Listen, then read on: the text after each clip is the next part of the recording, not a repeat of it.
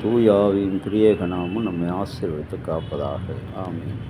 கிறிஸ்து இயேசுவுக்குள் பிரியமான அன்பு இறை மக்களே, நம்முடைய உயிர்த்தெழுந்த இயேசு கிறிஸ்துவின் நாமத்தினாலே இந்த முதல் நாளில் உங்களை அன்போடு கூட வாழ்த்துகிறேன்.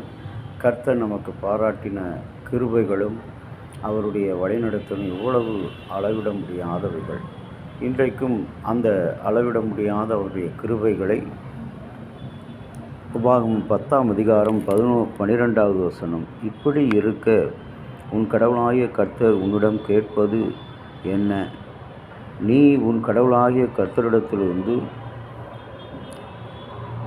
கர்த்தருக்கு பயந்து அவர் வழிகளெல்லாம் கடந்து அவரிடத்தில் அன்பு கூர்ந்து முழு இருதயத்தோடும் முழு ஆத்மாவும் கடவுளாகிய கர்த்தரிடத்தில் சேவித்து நீ வாழ்வடையும்படி என்று 12வது வசனத்தில் 11, 12 ஆகிய வசனங்களை தியானத்துக்காக எடுத்துக்கொள்வோம்.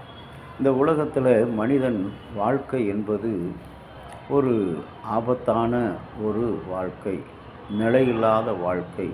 இந்த இரண்டு வாழ்க்கைக்கும் இடையே அவன் தன்னை எவ்வளவுதான் பாதுகாப்பாக வைத்திருந்தாலும் அவனை இந்த உலகத்தினுடைய பிசாசு, நோய் என்கின்ற பிசாசு, பிரச்சனை என்கின்ற பிசாசு, விபத்து என்கின்ற பிசாசு பல நிலையிலே மனிதனை தொட்டு அவனை சீரழிப்பதை பார்க்கிறோம்.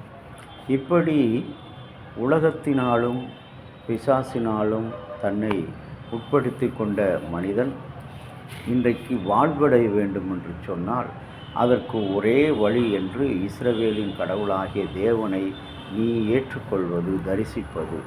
இன்றைக்கு உன் கடவுளுடைய வழிகளில் நீ நடக்க வேண்டும். இன்றைக்கு உலகத்தில் எத்தனையோ மனிதர்களுடைய வழிகளை நாம் பின்பற்றி அவர்கள் பின்பாக நடக்கிறோம். இன்றைக்கு அவர்கள் பாதையிலே நம்மை விட்டு விட்டு செல்கின்றவர்களாக இருக்கிறார்கள். எத்தனை தலைவர்களை நாம் பின்பற்றி நடக்கிறோம், அவர்கள் நம்மை பாதையிலே விட்டு செல்கிறவர்களாக இருக்கிறார்கள். ஆனால் நம் கடவுளாகிய கர்த்தரோ, இஸ்ரவேலின் தேவனோ நம்மை மரண பரியந்தம் வழிநடத்தக்கூடிய ஆண்டவராக இருக்கிறார். நான் உனக்கு சொன்ன காரியங்களை நிறைவேற்றும் அளவும் நான் உன்னோடு கூட இருப்பேன் என்று இஸ்ரவேலின் கடவுள் சொல்கிறார்.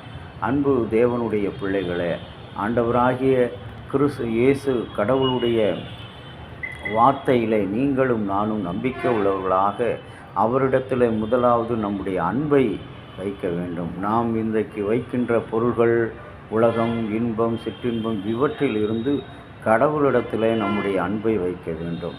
இரண்டாவது, அவரிடத்தில் முழு இருதயத்தோடு, த ஃபுல் ஹார்ட், நம்முடைய முழு இருதயத்தையும் ஆண்டவருக்கு அர்ப்பணிக்க வேண்டும்.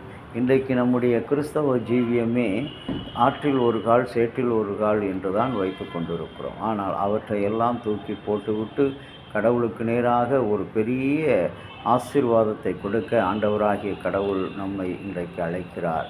நாம் அவருடைய வழிகளில் நடந்தால் இன்றைக்கு நம்முடைய வாழ்க்கையை நடத்துவதற்கு கிறிஸ்துவனுடைய வழிகள் தான் மிக மிக முக்கியம். அவருடைய அன்பையும் அவருடைய பாடுகளையும் அவருடைய உயிர்த்தெழுதலையும் அவருடைய அற்புதங்களையும் விசுவாசிக்க வேண்டும். விசுவாசிக்கும் பொழுது கடவுளிடத்தில் நாம் வாழ்க்கையை பெற்றுக்கொள்கிறோம்.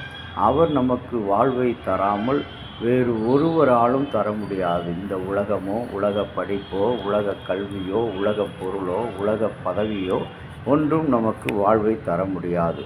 நாம் நம்மையே ஆண்டவருக்கு அர்ப்பணிக்கும் பொழுது நம்முடைய வாழ்க்கையை வாழும்படியாக கடவுள் ஆசீர்வதிக்கிறார். அந்த வாழ்க்கையை வாழ்வதற்கு இன்றைக்கு ஆண்டவரிடத்தில் ஒப்பு கொடுக்கலாமா? அன்பின் கடவுளே, இரக்கமுள்ள தகப்பனே, உம்முடைய நாமத்துக்கு பயந்தவர்கள் மேல் நீதியின் சூரியனை வைப்பேன் என்று சொன்ன ஆண்டவர், இஸ்ரவேலின் கடவுள் இஸ்ரவேல் மக்களை ஆண்டவரை கடவுளிடத்தில் எதிர்பார்ப்பது நீ வாழ வேண்டும் என்று அவர் எதிர்பார்க்கிறார். அதற்கு நீ உன் முழு இருதயத்தோடு அன்பு கூர்ந்து அவர் வழிகளிலே நடக்க வேண்டும் என்று சொல்லியிருக்கிறீர். நாங்களும் அவ்வழியிலே நடக்கிறதற்கு எங்களுக்கு அனுக்கிரகம் செய்தலும் இறைமகன் இயேசுவின் வழியாக வேண்டுகிறோம் நல்ல பிதாவே, ஆமேன். தந்தையாகிய கடவுளின் அன்பும் மைந்தராகிய இயேசுனுடைய அருளும் தூய ஆவியினுடைய வழிநடத்தலும் பாதுகாப்பும் அனைவரோடு கூட இருப்பதாக. ஆமேன்.